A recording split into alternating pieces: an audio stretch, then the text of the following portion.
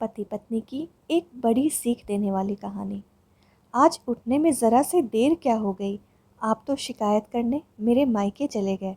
सास ताने मारे तो समझ में आता है, पर पति से ऐसे शब्दों की उम्मीद ये कभी कोई औरत नहीं करती होगी। नेहा अपने पति मुकेश से कहती है, क्या औरत का पति के जीवन में बस एक सेविका जितनी भूमिका है? मुकेश बोला, क्या गलत बोल रहा हूँ? मैंने तुम्हारे मायके में देखा है, जब तक तुम्हारे पापा दुकान नहीं जाते थे, तुम्हारी माँ आगे पीछे लगी रहती थी।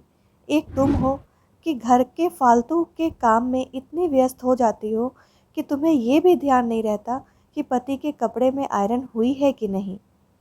सॉरी कहने की जगह तेज़ आवाज़ में बात कर रही हो। नेहा बोली, मैं सॉरी आपको क्यों बोलूँ जब मेरी कोई गलती ही नहीं है। मेरी माँ का पापा के आगे पीछे घूमना तो आपने देख लिया, पर आपने ये नहीं देखा कि उनके जीवन में उनकी पत्नी का क्या महत्व है और स्थान है। जहाँ आप मुझसे तेज़ आवाज़ और तू तड़ाक में बात करते हैं, आज तक मेरे पिता ने मेरी माँ से तुम तक नहीं कहा, हमेशा आप से ही बात करते हैं। मुकेश बोला, सुना माँ, इसके शौक तो देखो, ये चाहती है मैं इसे आप कह के बात करूँ। अरे जाओ, पति पत्नियों को आप करके बात करती हैं आप। अपने शौक मन में ही रखो, सपने वही देखो जो पूरे हो सकते हैं। इतना कहकर मुकेश हंसने लगा। नेहा बोली, पतिदेव, इज्जत वहीं मिलती है जहाँ लोग इज्जत देते हैं। औरत कोई पैर की जूती नहीं होती जिसे आप बार बार ठोकर मारेंगे और वो आपको सर पर बिठाएगी। क्या औरत की जगह पति के जीवन में एक सेविका और बच्चे पैदा करने की मशीन जैसी है? अगर आपको ऐसा लगता है तो आपको गलतफहमी को दूर कर ले, क्योंकि मैं ना तो आपकी सेविका हूँ और ना ही कोई मशीन। नेहा के साथ आशा जी बोली, अरे बहू, इतना भी क्या गुरूर? अगर एक सॉरी बोलने से बात खत्म हो सकती है तो कह दो सॉरी। पतियों की तुलना तो परमात्मा के साथ की जाती है और तुम हो कि इस तरह से बात कर रही हो। नेहा हंसकर बोली, मम्मी जी, इस वक्त इस विषय में ज़्यादा कुछ कहना नहीं चाहूँगी, पर क्या आपके बेटे के जीवन में मेरे बस इतना ही महत्व है? जितना मैं जानती हूँ, देवी देवताओं में पहले देवियों का नाम लेकर उन्हें सम्मान दिया जाता है। तो क्या मेरे घर में मुझे और मेरे काम को महत्व नहीं दिया जा सकता? नेहा तो अपनी बात कहकर चली गई। इधर मुकेश बोला, देखा माँ, इसके तेवर। शादी को 12 साल हो गए हैं। अब इन्हें इस घर में अपनी एक अलग जगह बनानी है। अगर इतना ही है तो कमाए और खाए, आखिर रहती तो मेरे ही पैसों पर है। आशा जी बोली, बेटा, अब मैं इस उम्र में तुम्हारे कपड़ों में आयरन तो नहीं कर सकती, तो तुम खुद ही कर लिया करो। थोड़े दिन छोड़ दो बहू को, कल जो तुम कहोगे आखिर उसे वही तो करना होगा। इतना कहकर आशा जी भी अपने कमरे में चली गई और मुकेश को अपने कपड़ों में आयरन खुद करना पड़ा। कुछ दिन तक ऐसा ही चलता रहा। नेहा घर के काम करती, परंतु मुकेश का एक भी काम नहीं करती थी, जिससे मुकेश को बहुत परेशानी हो रही थी। एक दिन आशा जी बोली, बहू, आखिर कब तक चलेगा? नेहा बोली, जब तक कि आपके बेटे को ये एहसास ना हो जाए कि उनके जीवन और इस घर में मेरा भी कुछ महत्व है। कम से कम तब तक तो ऐसा ही चलने दीजिए। आशा जी हैरानी से नेहा को देखती रह गई।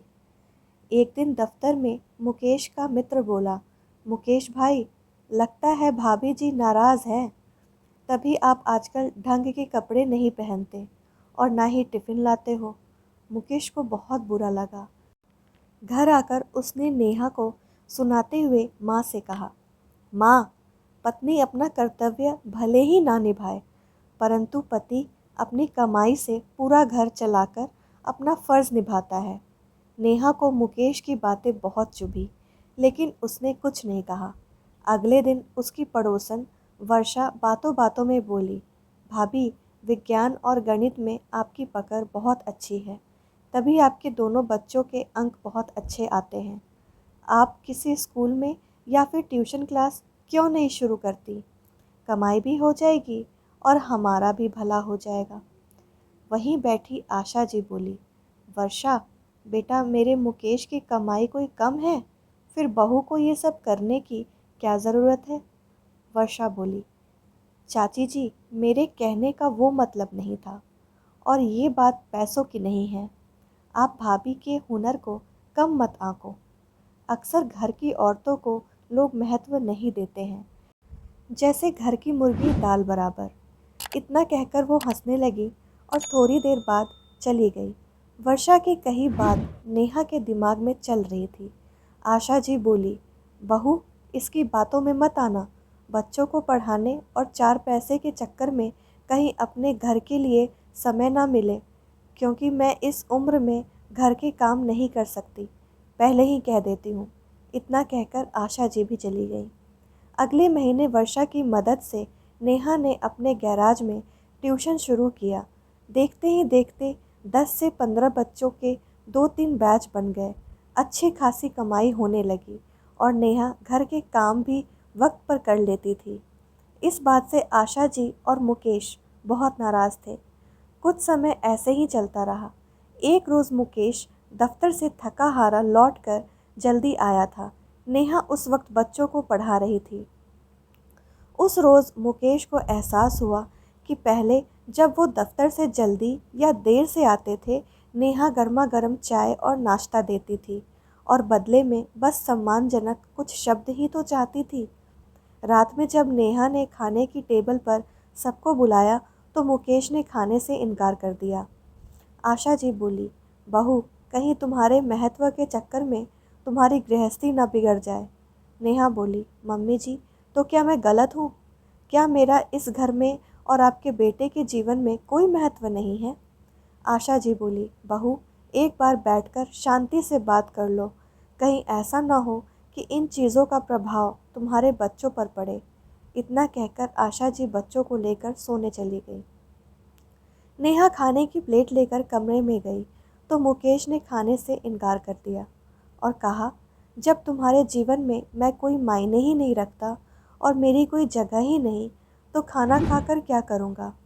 नेहा बोली, मेरे जीवन में आप क्या महत्व हैं, मैं शब्दों में बयान नहीं कर सकती। बस इस घर में और आपके जीवन में अपनी एक जगह बनाने की कोशिश कर रही थी, ताकि कल को आपके बच्चे आपकी मुझसे ज़्यादा इज़्ज़त करें और वही बच्चे कहे कि मेरे पिता के जीवन में मेरी माँ का कितना महत्व था। क्या मैंने आपसे ज़्यादा मांग लिया? इतना कहकर नेहा रोने लगी।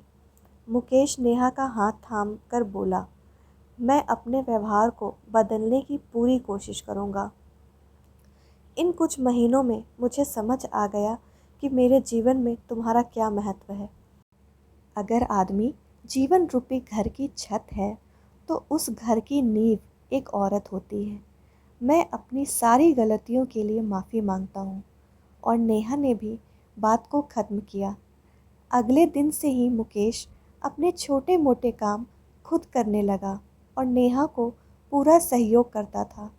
आशा जी को बेटे के लिए खुशी थी, परंतु बहू की बात उसने मान ली, इस बात का उन्हें बहुत मलाल था, क्योंकि अब खुद से ज़्यादा वो पत्नी को महत्व देता था और कहीं न कहीं आशा जी को अपना सिंहासन हिलता हुआ नज़र आ रहा था कि आज तक इस घर में मेरा राज चलता था और अब इसका चलेगा।